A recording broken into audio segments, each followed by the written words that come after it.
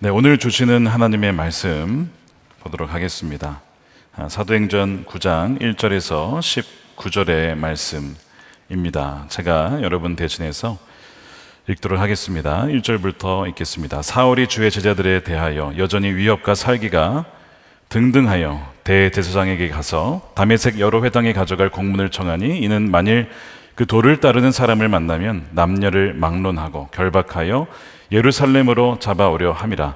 사울이 길을 가다가 다메섹에 가까이 이르더니 호련히 하늘로부터 빛이 그를 둘러 비추는지라. 땅이 엎드러져 들음에 소리가 있어 이르시되 사울아 사울아 네가 어찌하여 나를 박해하느냐 하시거늘 대답하되 주여 누구시니이까. 이르시되 나는 내가 박해하는 예수라. 너는 일어나 시내로 들어가라. 내가 행할 것을 내게 이를 자가 있느니라 하시니 같이 가던 사람들은 소리만 듣고 아무도 보지 못하여 말을 못하고 서 있더라.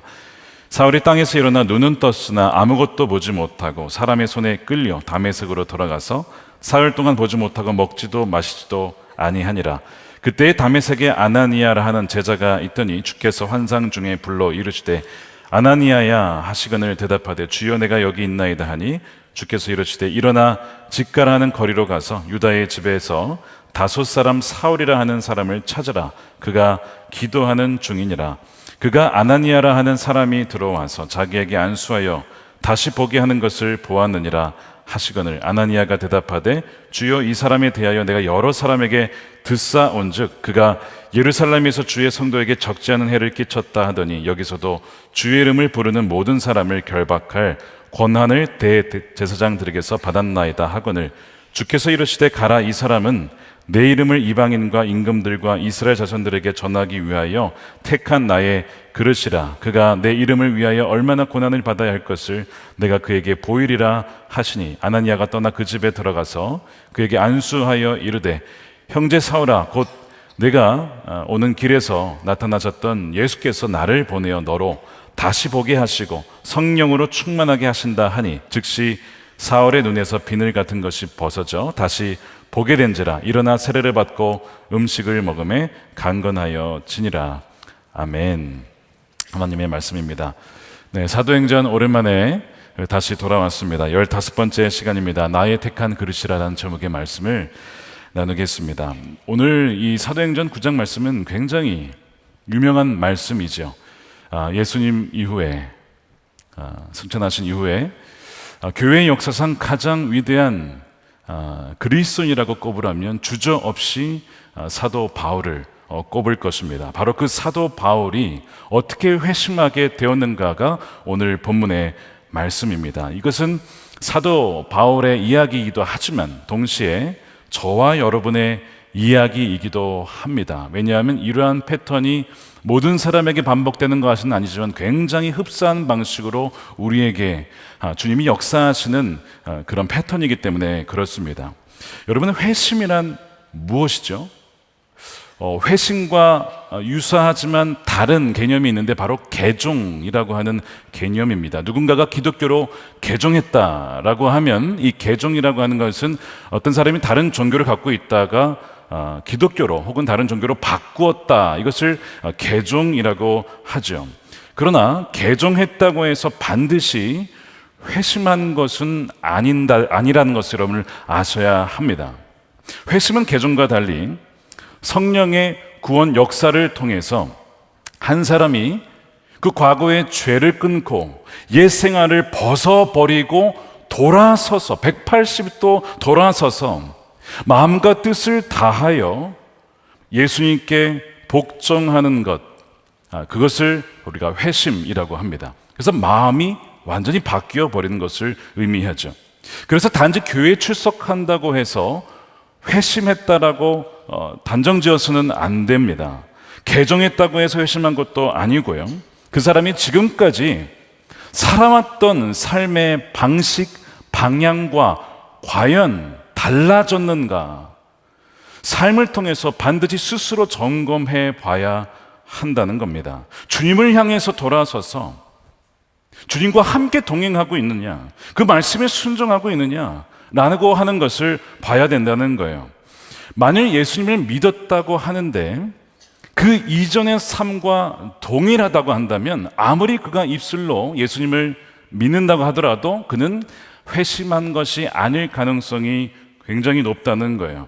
그래서 회심한 것이 아니라고 한다면 아무리 교회에 나오고 스스로 그리스도인이라고 할지라도 그가 지금 죽으면 천국 갈 것이 아니라 그는 지옥에 가게 될 것입니다. 그러므로 우리의 영혼의 상태를 점검하는 것은 매우 중요합니다. 여러분 혹시 죄송하지만 스마트워치를 차고 계신 분들 계십니까? 왜 차시죠? 단지 시계 보시라고 차시지는 않으실 겁니다. 내가 하루 오늘 얼마나 걸었는지, 얼마나 많은 에너지를 소비했는지 다양한 것을 체크하고 트래킹하기 위해서 아마 차실 거예요. 우리 영혼과 우리 영혼을 살펴봐야 되는 것처럼, 우리 건강을 살펴보는 것처럼 사실 더 중요한 것은 우리 영혼의 상태를 점검하는 것이죠. 그런데 여러분, 영혼의 상태를 점검하고 계십니까? 내가 정말 주님을 향해서 달려가고 있고 주님과 같은 방향을 보고 있고 주님이 원하시는 뜻대로 살아가고 있는지를 마치 우리가 워치를 통해서 어떤 다양한 방식을 통해서 우리의 건강을 체크하듯이 점검해 보고 있느냐고 말씀을 드리는 겁니다.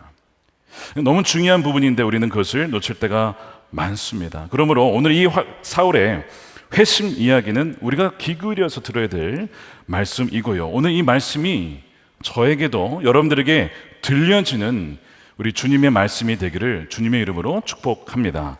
사울의 회심이 독특한 이유가 있습니다. 보통 우리가 회심이라고 하면 예수님을 안 믿는, 하나님을 안 믿는 사람이 믿게 되었다 이렇게 생각을 하죠. 그게 맞아요. 그런데 이 사울의 이야기가 왜 독특하냐면 그는 이미 하나님의 존재를 믿고 있었습니다. 하나님에 대해서도 잘 알고 있었습니다. 심지어 율법에 능통한 사람이었습니다. 무슨 얘기를 하는지 알고 계시겠죠? 하나님에 대해서 알고 내가 하나님의 존재를 믿는다고 해서 그가 회심한 것은 아닐 수 있다라고 하는 충격적인 사실을 지금 이야기하고 있는 거예요. 그는 무신론자였다가 예수 믿은 게 아니라는 거예요.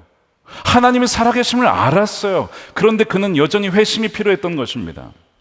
어느 정도로 그가 신앙이 깊었냐면 바리새인이라고 불렸어요. 여러분, 이 바리새인이라고 하는 것은 우리 이제 성경이 굉장히 자주 나오게 되는데 가말리엘이라고 하는 유명한 이 바리새인의 학자가 있었습니다. 최고의 당대의 스승이었죠. 그로부터 이 바리새인으로부터 훈련을 받았습니다. 그래서 사도행전 22장에 보면 어떻게 자신을 소개하냐면 이 바울이 내가 조상의 율법에 엄한 아주 엄격한 학문적으로 아주 엄격한 교육을 받았고 하나님께 대하여서 열심히 있는 자라고 소개를 해요. 그런데 그는 예수님과 하고는 아무런 관계가 없었던 사람이었습니다. 여러분, 이것이 가능하다는 거예요. 종교적으로 굉장한 열심을 갖고 있고 하나님 말씀에 대해서 알고 있고 하나님의 존재에 대해서 너무나 확실하게 믿지만 예수님과는 아무런 관계가 없을 수 있다라고 하는 것이 이 사울의 형편이었습니다. 그래서 5절에 보시면 이제 예수님께서 이 사울에게 나타나셔서 말씀을 하시는데 여러분, 누군가가 내가 아는 목소리면 그냥 말만 들어도 누구네라고 아시죠? 아마 이제 저의 목소리를 자주 들으신 분은 제가 얘기를 하면 김다희 목사님 목소리네 아마 아실 거예요. 그런 거와 비슷하게 만일 이 사울이 예수님을 알았다면 예수님의 음성이 들렸을 때에 예수님이시군요 알았을 텐데요. 그가 뭐라고 얘기하냐면 주님 누구십니까? 이렇게 묻습니다. 여기서 주님은 예수님이라고 알아서 주님이라고 한 것이 아니라 뭔가 신적인 권위가 있는 음성이었기 때문에 이건 사람의 음성이 아니다 라고 해서 존칭해서 주님이었지 예수님이라고 알아서 물은 게 아니었습니다. 그러면서 누구시냐고 물어보는 거예요. 영어로 Who are you? 모른다는 거예요, 예수님을. 자, 생각해 보세요. 내가 그리스도인이라고 했는데 예수님의 음성을 들었는데 모르겠어. 누구의 음성인지 모르겠어. 누구시죠? 전화를 걸었는데 누구 전화가 왔어요. 음성을 들었는데 모르겠어. 그러면 누구시죠? 라고 하는 것과 같이 사울의 지금 예수님의 음성에 대한 반응이 누구신가요? 라는 반응이었습니다. 이것이 바로 반증하는 것이 무엇이냐면 그는 예수님과 아무런 관계가 없었던 사람이었어요. 평생토록 하나님의 존재를 믿고 하나님에 대해서도 알고 하나님의 말씀에 대하여 철저히 공부했던 사람인데 주의 음성을 들었을 때 누구시죠? 누군가가 천국에 가면 그렇게 얘기할 수도 있다고 합니다. 말씀 많이 들었습니다.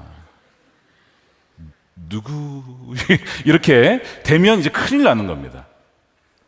더 두려운 것은요, 저는 정말 기도하기를 우리 교회에 어느 한 명도 이런 분이 없기를 원해요. 뭐냐면요, 마태복음 7장에 주님께서 너가 누구냐라고 묻는 장면이 나옵니다. 너는 누구냐? 내가 도무지 너희가 누군지 모르겠다. 여러분, 이거는 끔찍한 일입니다. 우리가 죽은 이후에 그런 일을 겪어서는 안 돼. 주님 만났을 때의 음성이 너는 누구냐라고 해서는 안 된다는 거예요. 근데 그것을 방지하려면 방법이 있어요. 우리가 지금 이 땅에 호흡이 붙어 있을 때에, 생명이 아직 있을 때에 주님과의 살아있는 관계 속에서 그걸 점검해 볼 수 있다는 거예요. 그런데 지금 이 사울은 주님의 음성을 듣고도 누구시냐고 묻는 겁니다. 더 충격적인 것은 말씀드린 것처럼 많은 그리스도인들의 반응이 이와 같을지도 모른다는 점입니다. 그나마 듣기라도 했으면 다행일 텐데 그의 음성을 못 듣고, 그나마 들으면 그나마 다행이죠. 누구시냐고 물어볼 수 있으니까. 근데 주님의 말씀을 하셨는데도 못 알아듣고 우리가 매일매일을 살아가고 있는 것은 아닌가를 여러분 돌아보셔야 됩니다. 지난 한 주 동안 100% 확신은 아니지만 그래도 내게 주님께서 이런 말씀을 하셨다라고 생각하는 분이 계십니까? 제가 손으로 들라고 말씀드리지는 않을게요. 그리고 100%라고 확신할 수는 없어요. 그렇죠? 우리의 인식이 불완전할 수 있기 때문에. 그러나 분명히 성경의 약속은 내 양은 내 음성을 듣는다라고 했잖아요. 그러니까 그 듣는 것이 정상이지 못 듣는 것이 정상이 아닙니다. 그러나 많은 그리스도인들이 음성을 듣지 못한 채에, 아니면 듣고도 그것이 주님이신지 알아듣지 못한 채 살아갈 수 있는 거예요. 그것은 얼마나 오랫동안 교회를 다녔냐, 모태신앙이냐, 그거와 별로 아무런 상관이 없습니다, 사실. 왜냐하면 이 사울은요, 모태신앙입니다. 사울은 주님의 음성을 듣고도 그분이 누군지 몰랐다는 데 참 충격적인 것이죠. 그리고 이 사울이 바로 지금 우리의 모습인지도 몰라요. 오랜 신앙생활을 했는데 예수님과의 관계는 1도 없는 상태. 종교적 의무는 있어요. 의무. 그래도 내가 주일은 예배는 드려야겠지 라고 하는 의무는 있어요. 근데 주님과의 사랑의 관계가 있느냐? 마치 주님과 내가 연인인 것처럼 주님 사랑합니다, 주님 너무 은혜입니다, 감사합니다 라고 하는 그런 관계가 있느냐? 그게 없을 수도 있어요. 그분과 대화를 해본 적이 없어서 그런 것이죠. 바로 그분들이 회심이 필요한 사람들입니다. 전 참 담임자로서 두려운 것이 있어요. 두려운 것은 주님이 주신 마음일 수도 있고 사탄이 주는 마음일 수도 있어요. 두려움이라고 하는 것은 경건한 두려움도 있기 때문에 그렇습니다. 뭐냐면 제가 늘 말씀드리지만 우리 선한목자교회 성도들 중에 구원받지 못한 채 주님을 만난 분이 있으면 어떡할까? 그게 가장 두렵습니다. 그리고 그 책임을 저에게 물으실 것이기 때문에 그래요. 그래서 저는 이 말씀을 준비하면서 기도하면서 준비했어요. 주님, 이 말씀을 듣는 우리 성도님들 어느 한 명도 주님을 모르는 자, 그 상태로 주님을 만난 일이 없도록 해주십시오. 그렇게 기도하면서 오늘 말씀을 준비했습니다. 사울의 회심이 독특했던 또 하나 이유가 굉장한 열심이 있었다는 거예요. 열심, 종교적인 열심이죠. 하나님을 향한 열심이 아무리 뜨겁고 깊어도 전혀 회심한 사람이 아닐 수 있다는 거예요. 사울의 열심이 무엇이었냐면 1절에 나와 있듯이 주님의 제자들에 대해서 위협과 살기가 등등해서 이 예수님을 믿는 사람들을 잡아다가 감옥에 가두는 것, 이것이 하나님이 원하시는 뜻이야 라고 그는 확신을 했습니다. 그래서 그가 빌립보서 3장 6절에 자신이 이렇게 소개를 해요. 나는 8일 만에 할례를 받고 이스라엘 족속이요 베냐민 지파요 히브리인 중에 히브리인이요 율법으로는 바리새인이요. 그 다음에 열심으로는 교회를 박해하고, 이게 하나님의 뜻이라고 여겼던 거예요. 율법의 의로는 흠이 없는 사람, 이 모든 말씀을 지켜낸 대단한 사람입니다. 그의 열심은 교회를 박해하는 것이었대요. 이것이 바른 일이고 이것이 옳은 일이라고, 그래야 이것이 하나님을 기쁘시게 하는 일이라고 조금도 의심이 없었던 사람이 사울입니다. 그렇다면 사울은 왜 그리스도인들을 잡아다가 감옥에 가두는 것이 옳은 일이라고 확신했을까? 여러분 생각해 본 적 있으십니까? 아니, 아무리 그래도 사람을, 그 무고한 사람들을 잡아다가 넣는 것은 이거는 옳지 않은 일이라고 그냥 알 법도 한데, 하나님의 존재도 믿고 말씀도 아는 이 사울이 어떻게 이런 일을 할 수 있었을까? 왜냐면요, 바리새인으로서 받았던 그의 훈련 때문에 그렇습니다. 이 바리새인이라고 하는 건 일종의 별명이에요.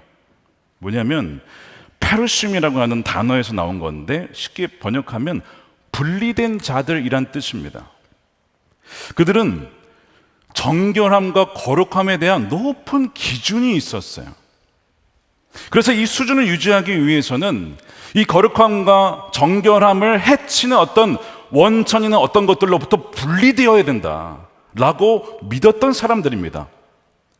그래서 이 율법을 엄격하게 지켰던 사울의 입장에서 이 그리스도인들은 어떤 사람들이었냐면 율법을 따르지 않는 죄인들이었어요. 그래서 그들을 다른 사람들로부터 분리시켜야 그들이 오염당하지 않을 수 있으니까 그들을 감옥에 가두는 것이 옳다, 이것이 하나님이 기뻐하신 일이다라고 그는 믿었던 것이죠. 그러니까 나는 옳고 그들은 틀렸으므로 틀린 그들을 따로 분리시켜야 된다, 이게 그의 가진 열정이었다는 것입니다. 또한 여러분 이제 이스라엘 역사를 쭉 읽어보시면 이 하나님을 향한 이 열심이 어떻게 보면 전통으로 계속 내려옵니다. 그러면서 이런 열심이 어떻게 보면 이 이스라엘 사회에서 영웅과 같은 존재로 내려왔어요. 그 예가 어디에 나오냐면 민수기 25장에 나옵니다. 자, 하나님은요 질투하시는 하나님입니다. 누구를 질투하냐면 하나님 백성이 우상을 숭배할 때에 마치 연인이 다른 연인을 바람피고 막 눈길을 주는 것처럼 그 마음 아파하시면서 질투하시는 그런 하나님이에요. 그러니까 백성들이 우상을 섬기면 안 되는 것이죠. 우상을 섬는 자들이 있으면 그들을 쳐서 분리를 시키든지 아니면 죽이든지, 이런 열심이 이스라엘 백성들에게는 있었고 또한 율법에도 있었어요. 어떤 일이 있었냐면 민수기 25장입니다. 이스라엘 남자들이 당시에 미디안이라고 하는 모압 여인들과 음행을 벌입니다. 이 발람과 관련된 일인데 어쨌든 그 일 때문에 이스라엘의 전염병이 돌아요. 이 거룩성을 잃어버린 거예요. 그래서 그때 이 전염병이 퍼질 때 이 원인이 뭐지 사람들이 그러고 있었는데 원인을 알았어요. 이스라엘 남자들이 음행을 벌인 거야. 그래서 그 음행을 벌인 사람을 처단을 해야 돼. 사람들이 다 눈치를 보고 있는데 아론의 손자 비느하스가 창을 딱 들더니 한 회막에 들어가서 남자 여자가 그 음행하는 것을 창으로 찔러 죽여버립니다. 잔인하죠. 근데 그 죽이는 순간 어떤 일이 벌어지냐면 전염병이 그쳐요. 그 얘기는 하나님이 이것을 기뻐하셨다라는 거예요. 그게 이제 민수기 25장의 이야기입니다. 그래서 이 비느하스는 어떤 인물이냐면 열심 있는 히어로, 영웅입니다. 이스라엘 백성들에게. 저렇게 해야 되는 거구나. 틀린 것을 다 잘라버리고 죽여버려야 되고 이렇게 해야 하나님이 기뻐하시는구나, 이렇게 생각을 하고 나도 언젠가 저런 인물이 될 거야, 이런 전통이 있었어요. 이 바리새인 전통입니다. 그리고 더 나아가서 열심당이라고 하는 하나님의 뜻을 위하여 폭력을 마다하지 않고 자신의 인생을 드리면서, 그래서 로마 제국 때 무력으로 항전하며 암살하며 이것이 하나님 원하시는 뜻이다라고 했던 무리들, 열심당, 뿌리를 찾아보면 바로 이 비느하스하고도 연결이 되어 있는 것이죠. 바로 이 열심당에 이 영감을 주고 모델이 된 사람이 비느하스예요.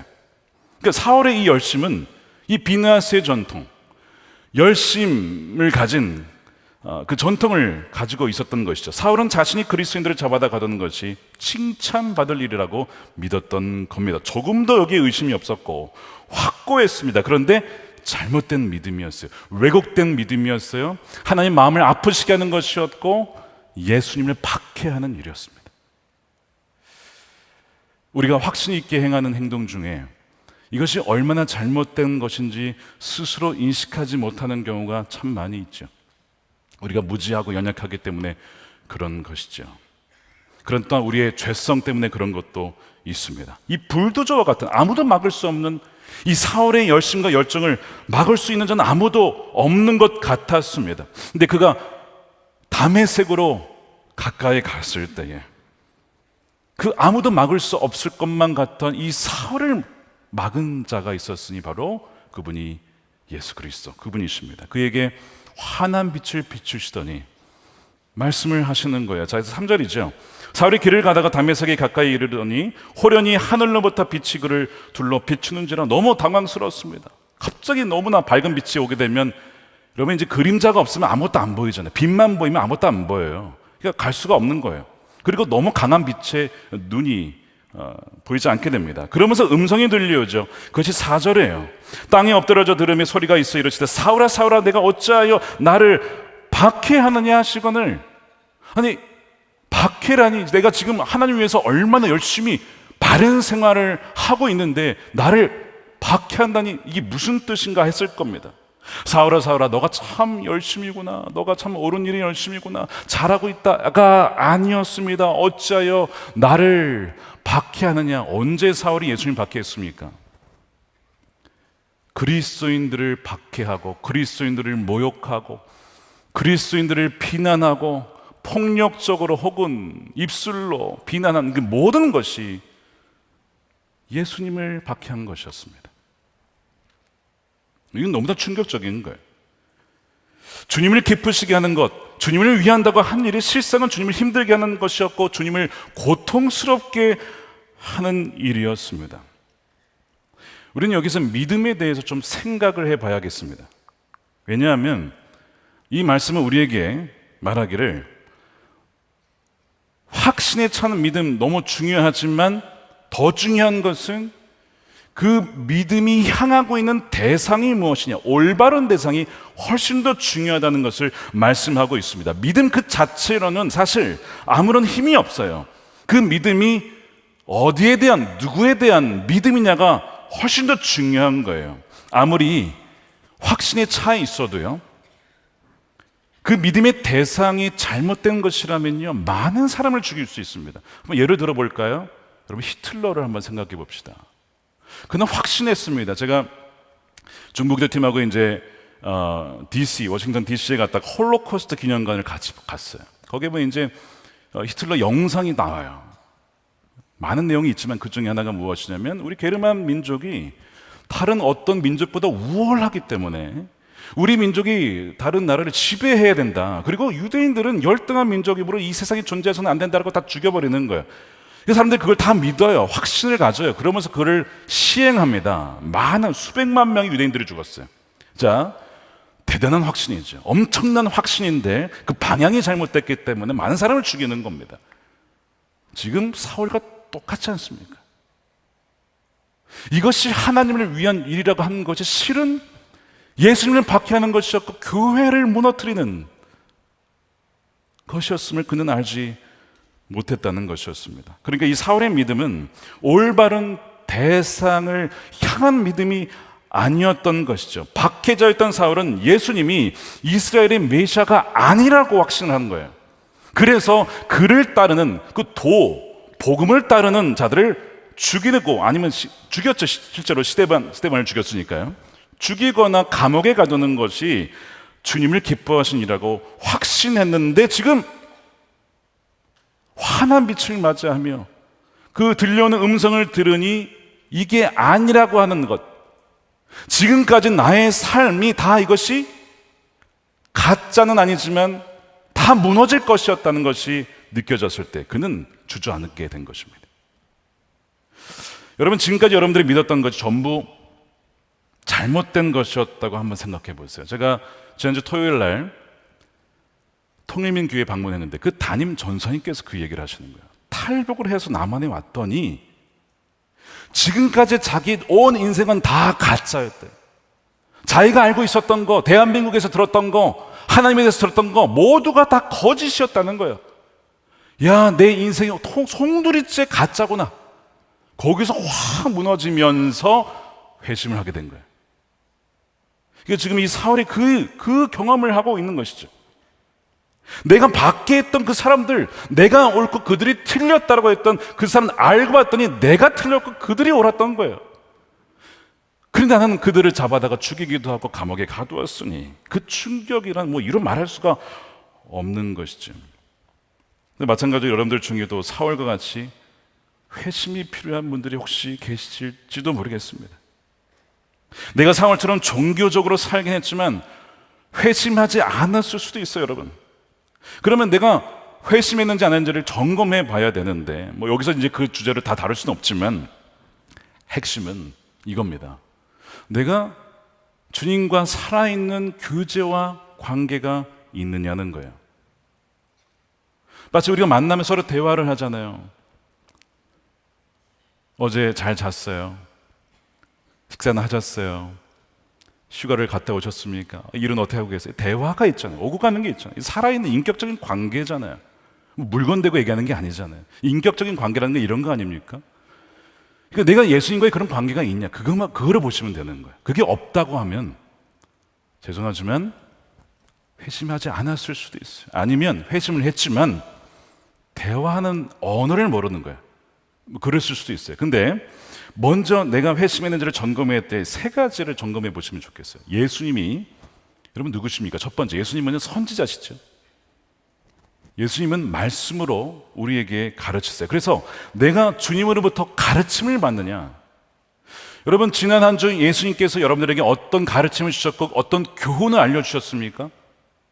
그게 없으세요? 지난 한 달간 돌아보세요. 그러면 한 달 없으세요? 있다면 내가 지금 주님으로부터 내가 교훈을 받았으니 내가 관계가 있는 것이구나 생각해 볼 수가 있죠. 두 번째는 예수님은 제사장이시죠. 내가 주님으로부터 죄사함을 받고 그리하여 더 이상 과거에 반복된 죄를 끊었는가? 주님과의 관계가 있는 사람은 더 이상 주님이 미워하시고 아파하시고 슬퍼하시는 것에 계속 머물러 있을 수는 없습니다. 말씀드린 것처럼 회심을 했는데 그전과 똑같이 살아간다, 회심한 게 아니라고요.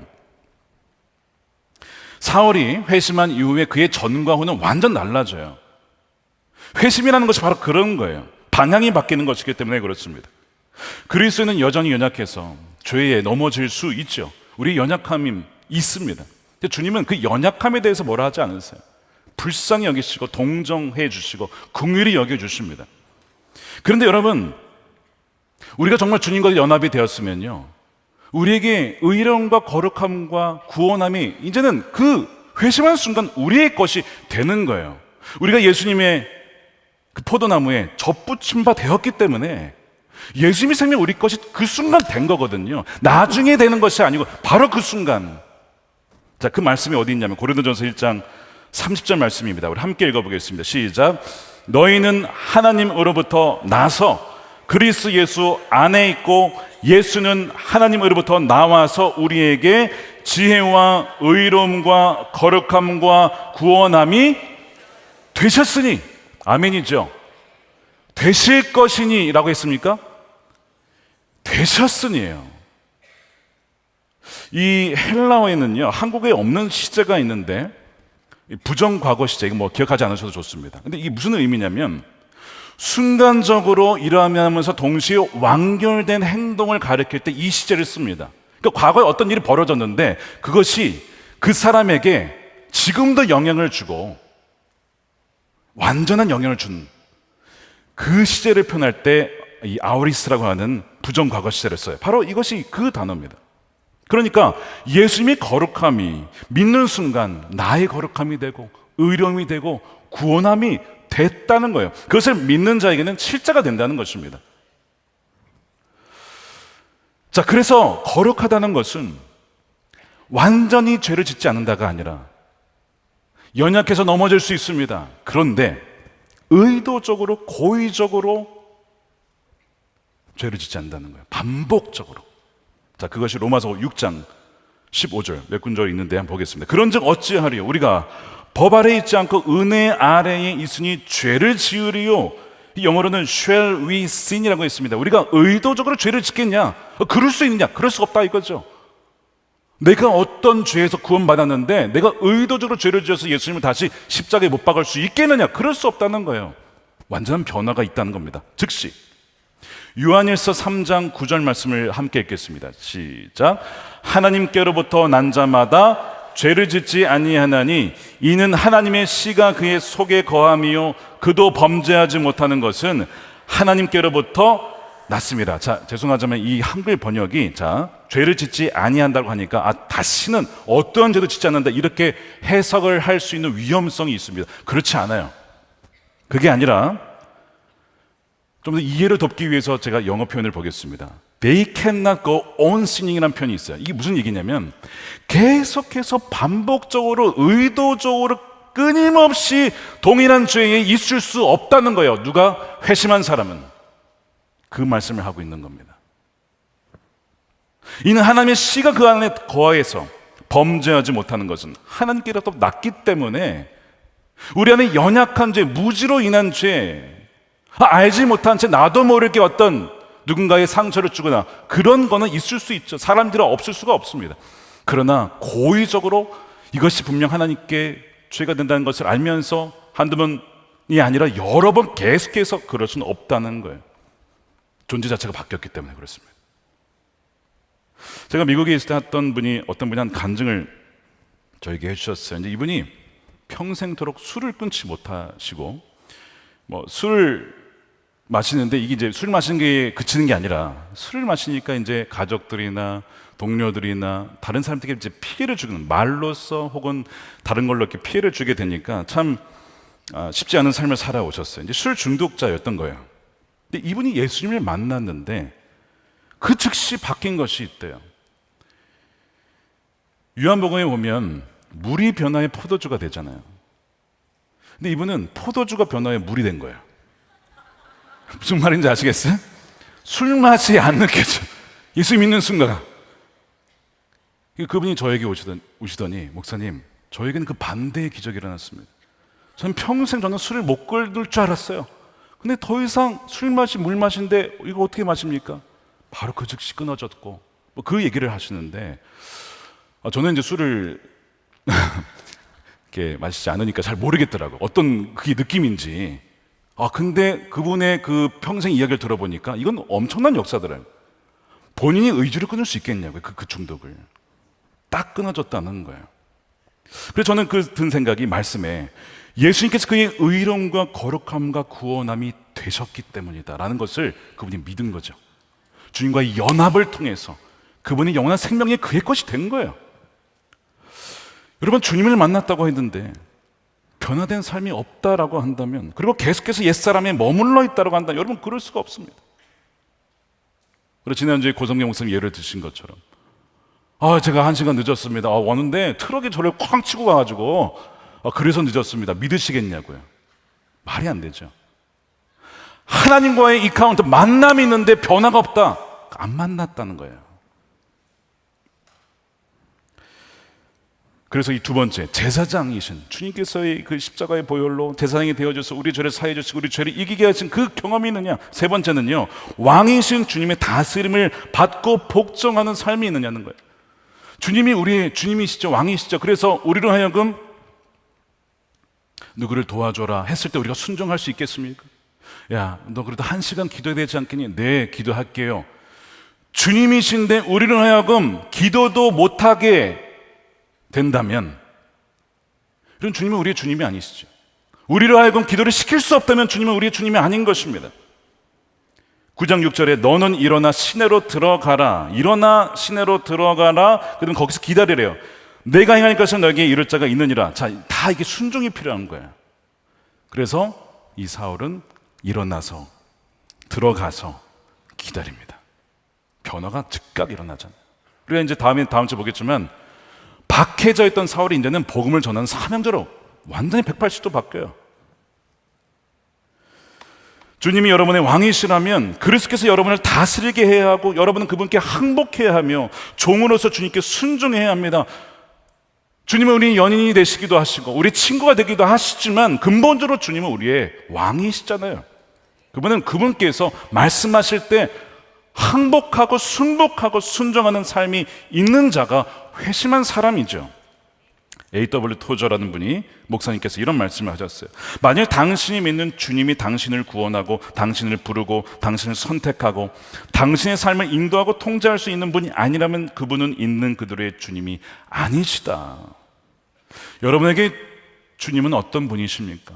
여러분으로 하여금 움직이게 하고 순종하게 하실 수 있는 정말 주님이십니까? 아니면 내가 주님을 마음대로 컨트롤하고 소위 주님의 보호자를 막 흔들어가지고 내 뜻대로 막 주님 이렇게 해달라고 막 주님 너무 막 흔들리셔가지고 주님 막 어지러워가지고 막 혹시 그런 분은 아니신가요?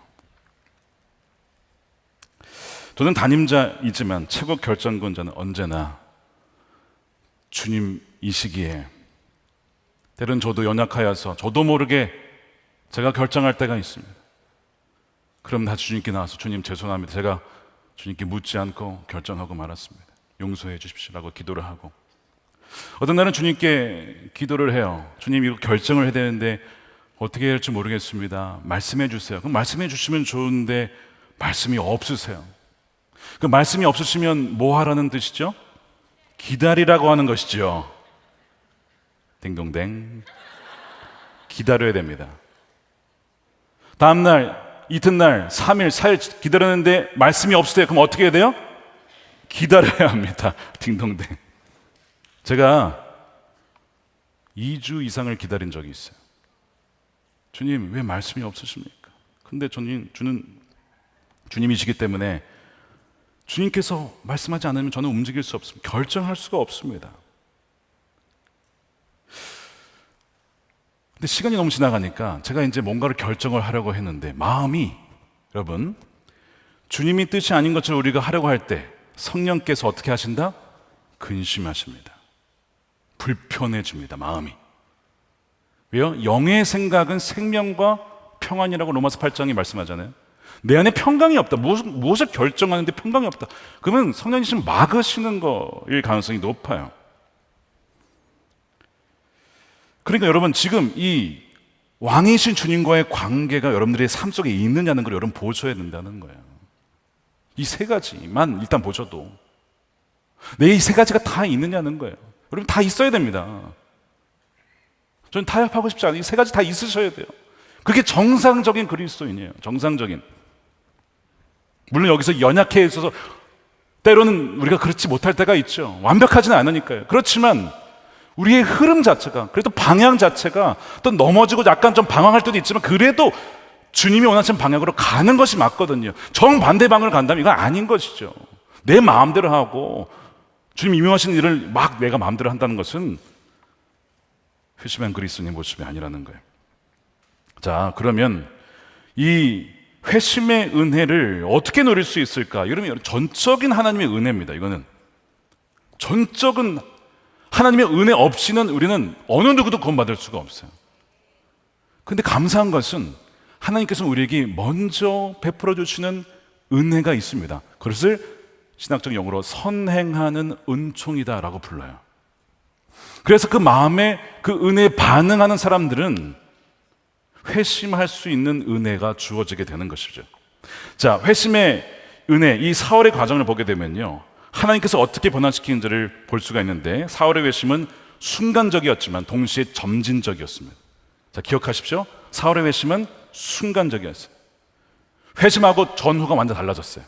근데 동시에 그 회심이 있기까지 여러 가지의 과정들이 있어 왔습니다. 그런 점에서 점진적인 과정이었어요. 바울의 이 회심은 자신의 잘못된 열심에서부터 돌이킨 회심이었고 지금까지 자기가 부정해왔던 것을 향한 회심이었습니다. 그가 이제 사흘간 볼 수 없게 되죠. 그리고 아무것도 먹지 않습니다. 보지 못하고 먹지도 마시지도 아니하면서 3일간 기도를 해요. 하나님께 기도를 드린 겁니다. 무엇을 기도했을까요? 아마 지난 삶에 대한 회개 기도를 했을 겁니다. 전혀 근거가 없는 추론이 아닙니다. 왜냐하면 5절 말씀해 보시면 이렇게 되어 있어요. 대답하되 주여 누구십니까? 이르시되 나는 내가 박해하는 예수라 라고 한글 성경 끝나지만 이 구절을 킹 제임스 버전으로 읽게 되면 뒤에 추가된 구절이 있습니다. 이렇게 되어 있습니다. 가시채를 뒷발질하기가 너에게 고생이니라. 이 구절이 있어요. 이 구절은 뒤에 사도행전 26장에 사도 바울이 아그리빠 왕 앞에서 자신의 회심 이야기를 다시 꺼낼 때 그때는 이 구절이 나옵니다. 근데 어쨌든 원래 5절에도 있었던 구절인 것 같습니다. 이게 무슨 내용이냐면 예수님께서 이렇게 말씀하시는 거예요. 사울아 사울아, 너 때문에 내가 힘든 것이 아니라 너가 힘들구나. 이 얘기를 하고 계신 겁니다. 사울아 사울아, 너가 너 자신에게 지금 무슨 짓을 하고 있는지를 잘 봐라. 너에게는 지금 기쁨도 없으며 너는 지금 착각에 빠져 있고 너의 영혼을 스스로 해치고 있구나. 이런 의미예요. 왜 그러냐? 여기서 나오는 이 가시채는 무엇이냐면 목동들이 쓰던 이 막대기에 가시가 돋쳐 있는 거예요. 그래서 양들이 길을 가다가 엉뚱한 데를 빠지면 목자들이 뭐라 하냐면 탁탁 칩니다. 그러니까 가시 막대기니까 아플 거 아니에요. 찔리면 아프지만 그걸 맞으면 다시 원래 자리로 돌아가죠. 그래서 구덩이나 다른 데를 빠지지 않도록 필요할 때마다 이 목자가 치는 것이 이 가시채예요. 그러니까 지금 이 사울의 인생에 주님께서는 지금까지 곳곳 삶의 곳곳마다 뭘 했다는 거예요? 가시채를 친 거예요. 사울아 너 거기 아니잖아. 툭툭 치는데 그때마다 어떻게 했다는 거예요? 발로 아이 누구 나를 건드려 이러면서 발로 아이 이러면서 그냥 자기가 옳다라고 생각하는 길을 그냥 계속 가는 거예요. 계속 거부하는 거예요. 선한 목자 대신 주님의 이 가시채를 거부해온 인생이 이 사울이었던 거죠. 자, 그러면 예수님이 언제 사울에게 가시채를 가지고 치셨을까요? 여러 가지가 있는데 먼저는 사울이 예루살렘에서 있을 때 예수님의 말씀을 들었을 가능성이 굉장히 높습니다. 예루살렘이 여러분 큰 곳이 아니에요, 별로. 그러니까 거기에 가면 거기에서 예수님에 대한 이야기, 그리고 바리새인으로서 반드시 말씀을 들었을 것입니다. 그런데 무시하는 것이죠. 가시채를 무시한 거예요. 말씀을 들었는데 무시하는 거예요. 여러분, 우리에게도 주님께서 반복적으로 가시채의 말씀을 통해서 거기 아니다, 거기 아니야, 나에게 와야지, 나와 동행해야지, 더 이상 죄에 머물러 있어서는 안 되지라고 다양한 방식을 통해서 우리에게 가시채와 같은 말씀을 주시잖아요. 그때마다 여러분 어떻게 반응하셨습니까? 내게 주님께서 나를 사랑하셔서 좀 아프긴 하지만 말씀으로 나를 인도해 주시는구나, 그렇게 해서 회개하여 돌이키셨습니까? 아니면 말씀 참 지겹네, 정말 귀찮네, 또 이 말씀이야, 무슨 말씀을 해도 결론이 다 똑같아, 순종하라야, 믿어라, 이런 회개하라, 가시채와 같이. 여러분, 전도서 12장 11절 함께 읽어보겠습니다. 시작. 지혜로운 사람의 말은 찌르는 막대기 같고 이 모두가 한 목자에게서 받은 것입니다. 찌르는 막대기와 같은 말씀으로, 요즘에 말씀 듣기가 너무 좋잖아요. 너튜브 가시면 진짜 말씀의 홍수잖아요. 근데 너무 많아서 뭘 들어야 할지 모를 수도 있죠. 그러나 어쨌든 예배당에서 말씀 함께로 묵상을 나누다가 통독을 하다가 다양한 방식으로 우리에게 주님 말씀하시는 거예요. 근데 사울은 거절합니다. 또 하나의 사울에게 다가온 가시채가 있었어요. 사람입니다. 자, 가시채는 주로 말씀 아니면 사람 아니면 환경, 이 세 가지로 옵니다. 사울에게 다가온 가시채의 사람 누구였을까요? 스데반이었습니다. 스데반. 사울은 스데반이 천사의 얼굴을 하고 있는 것을 보았어요. 죽어가면서도 저항하지 않고 저주하지 않고 자신을 죽이는 사람들을 위해서 죄를 그들에게 돌리지 말라고 하나님께 기도하는 그 장면을 보았습니다. 이 모든 것이 사울을 향한 주님의 가시체였어요. 사울아, 사울아, 제발 좀 깨달아라. 이 스데반이 죽어가는 모습을 통해서라도 너가 깨달아야 된다라고 하셨지만, 그때도 그 사람이 죽는 것이 당연하게 여기면서 마음을 확 닫아버리잖아요. 그게 사울의 모습이었는데, 이것이 역시 우리의 모습일 수 있어요. 우리에게 누군가가 다가와서 복음을 전하거나 말씀을 전하거나 너 순종해야 돼, 너 이렇게 살면 안 돼 하는데도 굳이 내가 옳다라고 나가는 분들이 계시다면 똑같은 거였죠. 똑같은 거. 지금까지 주님께서 가시체로 사울을 그렇게 인도해 오셨다는 걸 말하는 거야. 그런데 너가 발길질하면서 거부하지 않았느냐? 너가 참 안 됐다, 너가 고생이다라고 하는 거야. 주님이 무슨 고생이시겠어요? 너가 고생이지. 세상 짐을 다 지고 가니 너가 고생인 거지.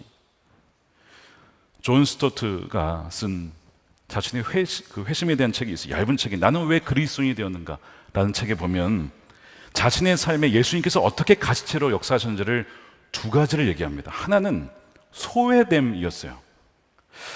그는 무신론자가 아니었습니다. 하나님의 존재를 믿었습니다. 근데 그분을 만난 적은 없는 거예요. 그러니까 회심하지는 못했던 것이죠. 그래서 하나님 마치 나로부터 멀리 계신 분이라고 느껴졌고, 하나님이 내게 관심이 없는 것처럼 느껴졌고, 냉담하신 분 것처럼 느껴졌습니다. 그리고 하나님 주위에는 뭔가 이렇게 안개가 가득 찬 것처럼 이렇게 다가가기에 참 뭔가 모호하신 분이라고 생각을 했던 거예요. 근데 오히려 그것이 더 갈망이 일어나게 된 거예요. 하나님에 대해서 알고 싶다라는 갈망. 그게 이 소외됨, 뭔가 좀 멀어진 이것이 그에게 다가온 가시체 첫 번째 방식이었고, 두 번째는 패배감이었습니다. 실패한 거예요. 그가 젊은 시절에 나는 나중에 이런 인물이 될 거야 라고 꿈을 꿉니다. 근데 그 중에 뭐가 있었냐면, 나는 참 사랑이 많고 이타적이고 친절한 사람이고 이런 어떤 이 인물을 꿈꿨어요. 나는 그런 사람이 되어야지. 근데 어느 날 보니까 자기가 얼마나 이기적이고 자기중심적이고 심술궂고 교만한 사람인지를 깨닫게 돼요. 내가 꿈꿨던 모습은 이건데 나의 실제는 이거니, 이 괴리가 너무 괴로운 거죠. 이것을 그는 자기가 실패했다, 패배했다라고 그렇게 고백을 해요. 근데 그 패배감, 좌절감이 그에게 예수님이 주신 가시체였어요. 그러던 중에 한 설교자, 무명의 설교자의 메시지를 통해서 복음의 빛이 그에게 확 비칩니다. 그러면서 그가 회심을 하게 돼요. 그러면서 그가 마치 주님이 나를 쫓아오신 것을 이렇게 비유를 하죠. 주님께서 천국의 사냥개가 되셔서 나를 끈질기게 쫓아오셨다. 이 천국의 사냥개는 프란시스 톰슨이라고 하는 분 그 시에서 인용해 온 표현입니다. 하나님에게서 도망치고 도망쳐도 계속해서 따라오시고 추격해 오시는 그분으로부터 도망갈 수 없었다라는 것이죠. C.S. 루이스도 자신의 회심을 얘기할 때 이렇게 표현하죠. 체크메이트였다. 체크메이트는 여러분 체스를 두시면 마지막에 꼼짝달싹할 수 없는 그 상황, 항복할 수밖에 없는 상황. 하나님께서 나를 그 코너에 그렇게 몰고 가셨다는 거예요. 하나님 항복하겠습니다라고 나를 몰고 가신, 그래서 체크메이트라고 항복할 수밖에 없었던 것이라고 그렇게 고백을 했었죠. 여러분 혹시 소외감을 느낀 분 계십니까? 주위에 아무도 없는 것 같으십니까? 혹은 실패하고 또 실패하고, 우리 오늘 젊은이가 주관하는 예배인데 청년 시절에 많은 실패가 있죠. 실패와 이 넘어짐과 이 모든 것들이 참 괴로운 일이지만 어쩌면 그것이 주님의 가시체인지도 몰라요. 나를 사랑하셔서 나로 하여금 나 자신을 의지하지 말라고, 아무리 확신이 있어도 내 자신을 믿는 믿음이 얼마나 허무하고 허망한 것인지를 깨달으라고 실패를 허락하시는 하나님. 나를 사랑하시는 거구나 깨달으셔야 된다는 거예요. 사랑하는 딸아, 아들아, 내가 스스로 너의 짐을 다 지어가고 주인 되어 살아가는 너의 삶이 참 안 됐구나, 너에게 참 고생이 많구나. 이제는 너가 주인 되어 살지 말고 나를 주인 삼아 너의 짐을 나에게 맡기렴 라고 주님께서 여러분들에게 말씀하시는 거예요. 이 놀라운 회심의 은혜가 여러분들에게 부어지게 되기를 축복합니다. 사흘간 볼 수도 없고 마시지 않았던 그 사울에게 하나님은 아나니아라는 사람을 보내시죠. 아나니아가 처음에는 두려워했습니다. 이 사울은 박해는 사람인데 어떻게 그에게 가라고 하실 수가 있겠습니까? 라고 하다가 마음에 이제 계속 이런 얘기를 하는 거죠. 그 사람은 절대로 안 됩니다. 그 사람은 절대로 변하지 않을 것입니다. 사람은 고쳐 쓰는 거 아닙니다. 이런 식으로 아나니아가 막 이제 얘기를 하는데 하나님께서 뭐라고 하시는 거예요? 내가 그를 택하였다는 거예요. 우리는 저 사람은 안 됩니다. 다 바뀌어도 저 사람만큼은 안 됩니다. 라고 생각하는 경향이 있어요. 굉장히 오만한 것이죠. 우리는 무엇이든 하실 수 있는 주님을 제한해서는 안 됩니다. 함부로 누군가를 판단해서도 안 되겠죠. 그분께는 너무 어려운 일이 없기 때문에 그렇습니다. 사울 바꾸는 건 나도 어려워. 그러지 않고 내가 그를 바꾸었다. 그러면서 15절에 이렇게 얘기하시는 거예요. 주께서 이르시되 가라, 이 사람은 내 이름을 이방인과 임금들과 이스라엘 자손들에게 전하기 위하여 택한 나의 그릇이라. 주님이 택하셨대. 그릇으로 택하셨대. 가장 열심히 있는 유대인이자 이방인에 대해서 반대했던 그가 오히려 이방인의 사도가 되었다는 이 아이러니하고 어떻게 보면 하나님의 유머 아닙니까? 박해자를 하나님의 사도로 삼으시다니요. 이방인을 가장 미워하던 그가 이방인을 위한 전도자가 되다니요. 가장 자격 없어 보이는 자가 자격이 있다라고 하시는 하나님의 놀라운 은혜인 것입니다. 여기서 이 그릇이라고 하는 단어 스퀴오스, 그릇, 항아리, 접시, 도구 혹은 악기로 번역이 됩니다. 무엇인가를 담아내고 운반하고 전달하는 도구죠. 복음을 담고 예수 그리스도 그 보배 대신 주님을 담아내어서 그 그릇이 깨어지면 보배만 드러나게 되어주는 그 인생으로 내가 너를 택했다, 그를 택했다라고 말씀하시는 거예요. 특별히 이방인을 위해서. 두 번째, 임금들, 그러니까 권력자들이나 정치인들이나 정말 세상에 큰 영향을 미치는 이들에게 복음을 증거하게 하는 자로 특별히 삼으셨다라는 것을 말씀하고 있어요. 자, 이 말씀을 통해서 우리가 이제 정리를 하면서 주님께서는 주의 특별한 목적을 위해서 각기 다른 그릇들을 다 만드셨구나. 모두가 다 같은 사명이 아니구나. 하나님 다 다르게 지으셨다는 거예요. 이 바울은 베드로가 아니고 베드로는 바울이 아니고 바울은 아나니아가 아니고 이런 식으로 다 다르게 쓰임에 맞게 그릇을 지은 거예요. 그러니까 우리는 비교할 이유가 아무것도 없어요. 왜냐하면 여러분들은요, 온 지구상에 여러분밖에 없어요. 똑같은 사람이 단 한 명도 없습니다. 유일하게 지으신 하나님의 작품이에요. 하나님의 택한 그릇인 줄로 믿으시길 축복합니다. 비교할 이유가 없어요. 쟤는 저렇게 가는데 나는 뭐하지? 그럴 이유가 없다고요. 여러분의 역할, 여러분의 그릇은 다른 사람이 대체될 수 있는 게 아니라는 것입니다. 많은 청소년들과 청년들이 비교하면서 우울증에 빠지고 뒤처지는 것 같고 얼마나 힘들었는지 몰라요. 꼭 이것을 아셨으면 좋겠어요. 여러분은 세상에서 그 누구도 대체할 수 없는 유일한 하나님의 작품, 사랑받는 자녀라고 하는 것입니다. 이 하나님께서 이 택한 그릇을 위해서 사울을 어떻게 훈련시키시냐면 헬라 문화에서 이 헬라어를 배우게 하시고 유대인으로서 또한 유대 언어뿐만 아니라 문화와 율법과 이걸 다 배우게 하시죠. 가말리엘 밑에서 인류 교육을 받게 해줘서 어느 철학자와 붙어도 뒤지지 않을 만한 그런 훈련을 받게 하십니다. 그리고 양쪽을 다 아니까, 헬라 문화도 알고 이 유대인 문화도 아니까 양쪽을 다 오고 갈 수 있는 대사의 역할을 할 수가 있었어요. 게다가 로마 시민권자야. 로마 전역을 그냥 마음껏 다닐 수가 있네. 그러니까 베드로하고는 또 다른 모습을 갖고 있죠. 하나님 특별한 목적을 위하여서 사울의 특별한 환경 속에서 그를 지금까지 빚어오신 거예요. 만들어 오신 거예요. 굉장히 독특한 역할입니다. 게다가 천막을 지을 줄 알아가지고 비즈니스를 통해가지고 이 재정적인 자립을 통해서 어느 곳에 가도 살 수 있게끔. 베드로는 어부만 계속 고기만 잡아야 되는데, 그렇죠? 이게 좀 다르잖아요. 말씀드린 것처럼 여러분, 이 원리를 기억하셔야 돼요. 눈송이 원리. 뭐냐면 눈송이는 같은 것이 하나도 없죠. 다 다르게 지으신 거예요. 그러니까 여러분, 오늘 이 말씀을 통해서 나는 베드로와 같이 혹은 바울과 같이 아나니아와 같이 다 다르게 하나님께서 지으셨고 나를 반드시 쓰실 그 어떤 목적이 있구나 하는 것을 여러분 아셨으면 좋겠어요. 아나니아가 말씀에 순종해서 이 사울에게 안수를 하죠. 이 아나니아가 없었으면 또 이 사울이 우리가 아는 바울이 될 수가 없었던 거예요. 안수하였을 때 17절에 보니까 이렇게 되어 있어요. 성령으로 충만하게 하신다. 예수님으로 충만하게 된 거예요. 이제는 아나니아를 통해서. 그러니까 그 역할을 하는 사람도 있어야 되는 거예요. 바울과 같이 앞에 나서서 나는 사람이 있고, 뒤에서 그를 돕고 조력하고 그를 서포트한 사람도 있는 거예요. 다 하는 나라의 역할이 다른 것이죠. 하나님 다 존귀하게 여겨주시는 것입니다. 그러므로 여러분, 우리가 어떤 그릇이 될지 우리가 정할 수는 없어요. 우린 토기장이가 아니기 때문에 그렇습니다. 근데 분명한 것은 하나님은 우리를 다 택한 그릇으로 지으셨다는 것입니다.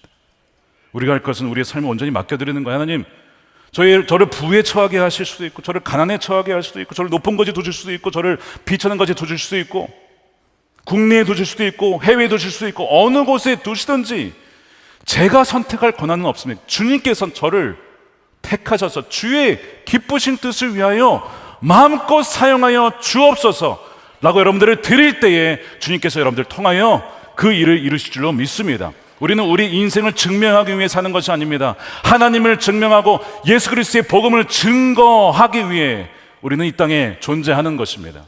우리가 그 사명을 분명히 알아야 된다는 것이죠. 자, 그래서 오늘 사울의 회심 이야기가 저와 여러분의 이야기인 이유가 디모데전서 1장 16절에 나옵니다. 하나님께서는 나에게, 이제 이 사도 바울의 이야기죠, 나에게 자비를 베푸셨습니다. 그 뜻은 그리스도 예수께서 끝없이 참아주심의 한 사례, 그러니까 지금까지 계속 가시를 쳤지만 거부해 왔잖아요. 끝없이 참아주심의 한 사례를 먼저 나에게 드러내 보임으로써 앞으로 예수를 믿고, 우리와 같은 이들이죠, 앞으로 예수를 믿고 영생을 얻으려고 한 사람들의 본보기로 삼으시려는 것입니다. 나와 같이 박해자요, 계속 주님을 거부한 이도 나를 택한 그릇으로 삼아서 쓰시는 그런 나의 인생도 있었으니, 앞으로 예수 믿는 사람들 중에서 나는 안 된다, 나는 쓸모없다, 나는 버림받았다, 내가 뭘 하겠냐 라고 하는 그 모든 이들도 잊지 말라는 겁니다. 주님이 얼마나 당신들을 사랑하시고 택하시고 그릇으로 삼아주셨는지를 믿으러가는 것이죠. 오늘 우리가 이 말씀을 왜 묵상을 하고 있을까요? 말씀드린 것처럼 아직 회심치 않은 분들에게 회심케 하셔서 영생을 주시려고 하시는 것입니다. 또한 어떤 분들에게는 내가 회심은 했지만 내가 뭘 위해 살아야 될지 모르겠다. 주님이 나를 택한 그릇으로 삼아주셔서 나를 온전히 주님께 맡기면 주님의 깊으신 뜻을 위해서 나를 사용하시겠구나 를 알게 하시고, 그 본보기로 이 사울의 이야기를 오늘 우리에게 들려주신 줄로 믿습니다. 제가 마지막 이야기만 하고 마칠게요. 저희 교회 성도님은 아니신데 어떤 분께서 이메일을 보내주셨어요. 이런 얘기를 하시는 거예요. 최근 저의 자신의 삶이, 이분이 저와 나의 연배가 비슷하신 것 같아요. 남자분이십니다. 답답한 안개 속에 갇혀 있는 것 같다는 겁니다. 자신은 모태신앙이랍니다. 근데 성인이 된 이후에는 교회에 나가지 않으셨대요. 얼마나 마음이 아픕니까? 성인이 되어서 교회를 떠나가는 다음 세대가 참 많이 있어요. 근데 이분도 그랬던 것 같아요. 그래서 세상 속에 묻혀 살았답니다. 하나님에 대한 사랑보다 세상에서의 성공, 인정, 대부분 남자들이 그렇지 않습니까? 거기에 삶의 목표를 두고 부단히 열심히 달렸대요. 여러분, 그렇게 열심히 달리면요, 열심히 하면요, 열매가 있어요. 그래서 이분이 젊은 나이에 대표이사가 됩니다. 성공한 거죠. 성공한 거예요. 인정받았습니다. 젊은 나이에 사업에 성공한 거예요. 근데 시간이 지나서 사업에 실패를 합니다. 무너지게 돼요. 빠른 성공만큼 그 빠른 실패가 주는 충격이 어마어마했던 것 같습니다. 오랜 시간 우울증과 절망감에 빠져서 스스로를 방에 가두었답니다. 은둔 생활을 계속했대요. 몇 개월 홀로 어둠 속에서 사는데, 그래도 이분이 모태신앙이니까 내가 이 어둠 속에서 할 수 있는 것이 무엇일까? 어플을 켜서 성경 음성 말씀, 그 사복음서를, 예수님의 음성을 듣는, 그걸 계속 들었대요. 그리고 무한 반복해서 듣다가 어느 날 다시 예배를 회복해야지 해서 종이 가까운 교회에서 예배를 드리게 되셨다는 겁니다. 근데 그때 주님께서 자신의 마음을 계속 만지시더래요. 주님께로 돌아오라는 마음을 주신 것이죠. 그러던 중에 꿈을 꾼 거예요. 이게 이제 포인트입니다. 한 남자가, 자기는 아니야, 한 남자가 항아리에 웅크리고 갇혀 있더래요. 여러분, 항아리가 뭐 얼마나 크겠습니까? 근데 거기에 사람이 들어가서 웅크리고 앉아 있는 거예요. 주위 사람들이 그를 산채로 항아리에 담아 매장시키려고 하더랍니다. 그래서 이분이 그걸 보고 그분에게 다가가서 위로해 주었대요. 걱정하지 마, 너는 다시 살아나서 목자가 될 거야, 두려워하지 마, 이런 얘기를 해줬대요. 근데 결국 그 남자가 항아리에서 죽게 됩니다. 볕단으로 이제 덮여져 있는 거예요, 그 시신이. 근데 그 죽었는데도 그게 가서 다시 말씀을 외쳤대요. 일어나라, 너는 죽지 않았어. 목자가 되어 크게 사용될 거야. 근데 그 순간 그 말씀을 들은 그 죽은 남자가 벌떡 일어나더래요, 자리에서. 되살아나서 마구 막 뛰어다니더랍니다. 창백했던 그의 얼굴이 맑은 어린아이 같은 피부로 싹 바뀌게 되고, 그리고 자신과 함께 손을 잡고 한 학교로 가서 교실에 앉은 채, 그리고 이제 꿈에서 깼는데, 이분이 이제 꿈을 잘 꾸는 분이 아니지만 너무 생생한 꿈이라서 이게 뭔가 싶더래요. 제가 이제 이 얘기를 들으면서 저에게만 주신 마음이 있어요. 그 항아리에 갇혀있던 사람이 이분이에요. 그리고 그 말씀을 주신 분은 주님이십니다. 주님께서 그에게 얘기를 하시는 거예요. 항아리에서 나와라, 갇혀있지 말아라, 내가 너를 택하였다. 마치 얘의 삶이 이제 죽었으니까, 거기서 죽은 건 다름없어, 끝난 거야. 아, 이제 끝이구나. 근데 그 말씀을 듣고 살아나요, 다시. 그리고 새 생명이 돌아나게 되죠. 회심을 얘기하는 것이죠. 그러면서 계속 그의 마음에 내가 너를 사용할 것이다, 내가 너와 함께 할 것이다, 그 마음이 계속 들더래요. 근데 이제 마지막에 그런 얘기를 해요. 이제 서두에 나왔던 내용이긴 하지만, 목사님, 제가 많은 죄를 짓고 수많은 실패를 경험하며 결국 인생의 막다른 길목에서 다시 주님을 찾고 예배를 회복하고 주님을 바라보고 살고 있는데, 이것은 부모님께서 늘 저를 위해 기도해 주시기 때문에 제가 다시 유턴할 수 있었다라고 생각이 듭니다. 그의 곁에 아나니와 같은 사람이 있었어요. 절대로 포기해, 넌 죽은 거 아니야, 너 인생 이대로 끝나지 않아 라고 하는, 끝까지 믿어주고 끝까지 기도해주는 아나니와 같은 자가 있었기에 자기가 이렇게 다시 설 수 있었다라고 고백을 하신 겁니다. 사랑하는 여러분, 이와 같은 상황에 계신 분들이 계시다면 꼭 기억하십시오. 그 모든 것이 주의 가시체로서 여러분들을 주께로 인도하시려고 하시는 주님의 은혜인 줄로 믿습니다. 사랑하는 여러분, 여러분들을 가장 독특하고 세계에서 유일한 분으로 여러분들을 만드셔서 주님의 택한 그릇으로 삼으셨습니다. 그래서 우리가 오늘 이 시간 기도할 때 우리 함께 눈을 감고 기도했으면 좋겠는데,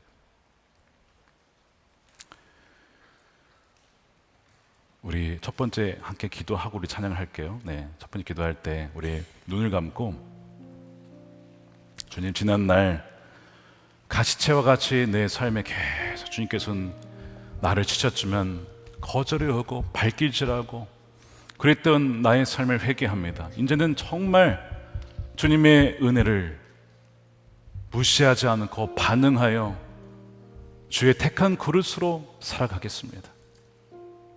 내가 정한 계획, 플랜이 아니고 위대하신 창조주이신 주님의 계획을 따라 살아가고 싶습니다.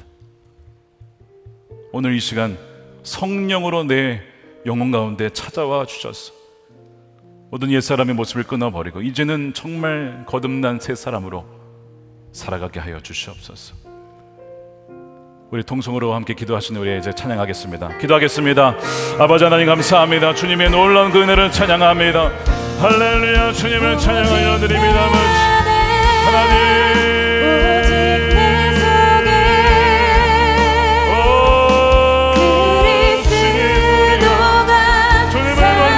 살아갔던 우리 마음대로 살아갔던 우리의 교만함과 우리의 약함을 불쌍히 여겨 주시옵소서. 위로부터 거듭나는 놀라운 역사가 사랑하는 이 모든 성도들의 삶 가운데 부어지게 하시고 오늘 저녁에 저들의 삶과 저들의 처녀들 가운데 넘치게 하여 주시옵소서. 성령이시여, 오늘 저녁에 아버지 믿음으로 반응하며 주의 손 붙잡고 나아가고자 하는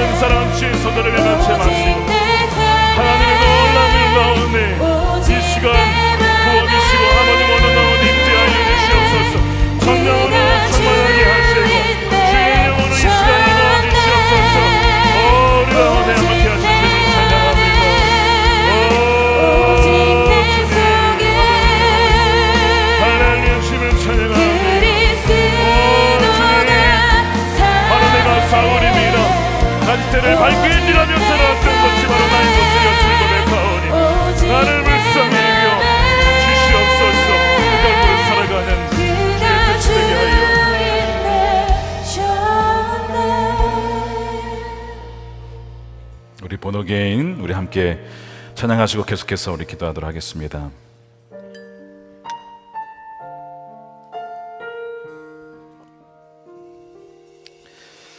우리 가사를 생각하시면서 찬양하겠습니다. 주 안에서 내 영혼, 주 안에서 내 영혼 다시 태어나 이전 것은 지나고 다시 태어나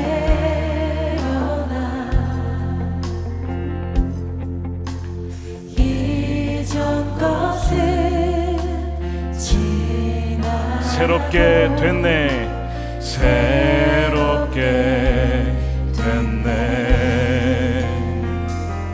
죄로움을 든 내 예수와 함께 죽고 예수와 함께 죽고 부활 생명 내 안에 새로운 삶이 열렸네. 부활 생명 내 안에 새로운 삶이 열렸네. 너희가 나를 택한 것이 아니요 너희가 나를 택한 것이 아니요 내가 너희를 택하여 세웠나니 내가 너희를 택하여 세워. 우리 두 손 들고 찬양합니다. 오직 내 안에, 오직 내 안에 오직 내 속에 그리스도가 사네. 그리스도가 사네. 오직 내 삶에 오직 내 맘에 그가 주인 되셨네. 오직 내 안에 오직 내 속에 그리스도가 사십니다. 그리스도가 사네. 오직 내 삶에 오직 내 맘에 그가 주인 되셨네. 내 생명 그 안에 생명 내 안에 그의 생명 내 안에 나의 삶이 이전과 같을 수 없네. 내 생명 그 안에 아멘. 그의 생명 그의 생명 내 안에 나의 삶이 이전과 같을 수 없네. 오직 내 안에 오직 내 속에 그리스도가 삽니다. 그리스도가 사네. 오직 내 삶에 오직 내 맘에 그가 주인 되셨네. 오직 내 안에 오직 내 안에 오직 내 속에 그리스도가 사네. 오직 내 삶에 오직 내 맘에 그가 주인 되셨네. 이 시간 우리 가슴에 손을 얹고 기도했으면 좋겠습니다. 이 시간 지금까지 혹시 종교적 의무감과 형식적이고 껍데기만 남은 신앙을 가진 분이 계시다면 이 시간 주님, 이제는 그것은 오늘 저녁으로 끝이 났습니다. 이제는 그 모든 껍데기를 다 벗어버리게 하여 주옵소서. 성령을 통한 진정한 하늘로부터 위로부터 오는 거듭남의 회심의 역사가 일어나게 하여 주시옵시고, 그리하여 날마다 예수님과 실제로 친밀한 관계를 누리며 살아가게 하여 주시옵소서. 우리 두 손들과 함께 통성으로 기도하겠습니다. 주여, 하나님의 은혜를 쓰며 우리 지금까지 우리 모든 삶은 아버지는 종교적이고 불구적이고 껍데기 같은 삶이 있었다면, 하나님 오늘 이후로는 이제는 더 이상 그런 아버지의 오염된 껍데기의 형상을 버려버리게 하시고, 이제 주님과의 실질적인 동행과 아버지 교제 속에 살아가며 아버지 주님과의 동행이 되게 하여 주시옵소서. 우리의 약함을 불쌍히 여겨주시는 주님, 감사한 노래를 버리지 아니하시고 포기하지 아니하시고 하나님의 그 놀라운 내 감사를 드립니다. 이로부터 부어주시는 성령의 거듭남의 역사가 하나님에게도 아버지로 나오게 하여 주시옵소서. 하나님, 우리 사랑하는 성도들과 그가 새벽에 하나님의 만남을 일어나게 하시고, 하나님의 주여 사울의 예수님이 우리 또한 예수님의 역사와 이야기가 되게 하시고, 그동안 아버지 향한 열정의 마음으로 아버지 하나님 아버지는 십자가의 보혈로 성령케 하여 주시옵소서. 이름과 같을 수가 없습니다. 하나님 나의 삶으로 주님께 영광을 드리며 살아가게 하여 주시옵소서. 하나님을 부어주시옵소서. 주님의 이른 자 하실 일을 기다려 찬양하며, 주님 우리 마음을 만드시는 아버지, 우리가 바로 사울이었습니다. 우리가 중계승을 하며 살았습니다. 아버지 말씀을 우리를 가르쳐주시옵소서. 도움하여 주시고 깨우쳐주시옵소서. 그가 주인 되셨네. 우리 두 번째로 기도하겠습니다. 오늘 사실 이 사울의 모습은 오랜 시간 동안 신앙생활을 해오신 분들이나 모태신앙이었던 분들에게 주시는 메시지입니다. 그건 저도 마찬가지고요. 우리는 얼마나 우둔한지, 또 얼마나 우리 스스로를 기만하는지 모릅니다. 나의 뜻을 하나님의 뜻이라고 여기며 능고향하여서 폭력적으로 기만하며 속이며 그렇게 살아가는 모습이 우리 안에 분명히 있습니다. 그러니까 이 사울은 우리의 모습을 그대로 보여주고 있는 거예요. 그런데 사실 사울도 몰랐던 겁니다. 몰랐던 거예요. 그래서 우리가 기도할 때 주님 우리에게 성령을 부어주셔서 영적 분별력을 더하여 주시기를 원합니다. 진정 주님이 기뻐하시고 원하시는 뜻이 무엇인지 주여 우리가 알기를 원합니다. 깨닫게 하여 주시고 사랑으로 행하게 하시고 긍휼을 베풀게 하여 주시고 인내하게 하여 주셔서 주님을 닮은 그리스도인들이 되게 하여 주시고, 어떠한 뜻이든 하나님의 뜻이라면 순복하며 순종하는 그 믿음을 우리에게 허락하여 주시옵소서. 다시 한번 주여만 외치고 기도하겠습니다. 주여, 하나님의 말씀에 우리가 아뢰나이옵소서. 아버지 너의 뜻을 하나님의 뜻이라고 여기며 확신하며 많은 사람들을 힘들게 하며 예수님을 박해하며 그리스도의 몸된 교회를 박해했던 것이 우리의 모습이었습니다. 우리의 입술로 정죄하며 판단하며 죽이며 미워하며 아버지 하나님의 명예훼손하며 그 모든 모습이 정확하게 우리의 모습이었음을 얘기합니다. 주여 우리의 불쌍히 여겨주시고 우리의 교만함과 우리의 아둔함과 우리의 미련함을 주여 십자가에서 아버지 못 박아주셔서 이제 주님의 지혜가 우리 것이 되게 하시고 주의 분별력이 우리의 분별력이 되게 하시고 주의 생명이 우리 것이 되어주셔서 아버지 하나님 우리가 이럴 때마다 마치 주님이 하신 것처럼 주님이 말씀하신 것처럼 주님이 함께 하신 것처럼 그렇게 살아가는 그리스도를 닮은 주의 백성들이 되게 하여 주시옵소서.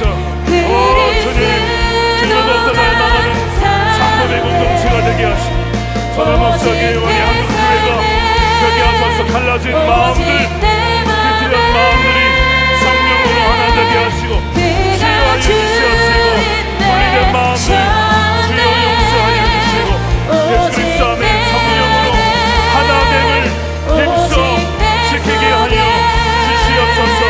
오 성령님 찬양합니다. 우리 가운데 임하여 주시고 우리가 우리 마음을 상하시는 치유하여 주시고 우리 가운데 치유하여 주인들을 거두지 마옵소서.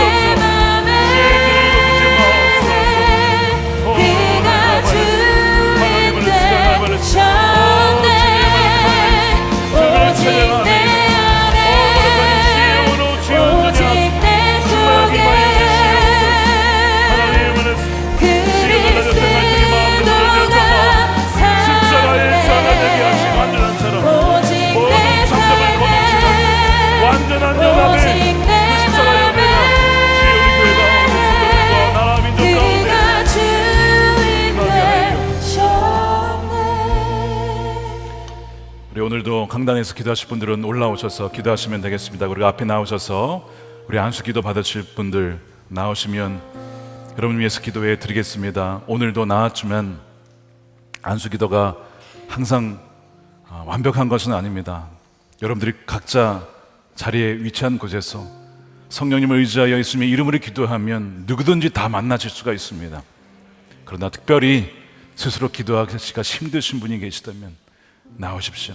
아나니아가 사울에게 안수하였을 때 성령으로 충만하여 그의 가려졌던 눈이 열리고 영의 세계를 보고 한 나라를 꿈꾸게 되고 예수님과 동행하며 내 안에 계신 예수 그리스도라 평생을 따라갔던 그 삶이 되었던 것처럼 여러분들 가운데 오늘 성령의 충만한 놀라운 역사가 부어지게 되기를 축복합니다.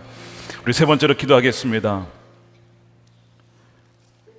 여러분 각자는 세상에서 유일한 하나님의 작품인 것을 믿으시길 축복합니다. 어느 누구로도 대체할 수가 없어요. 주님이 핏값으로 사신 고귀한 인생입니다.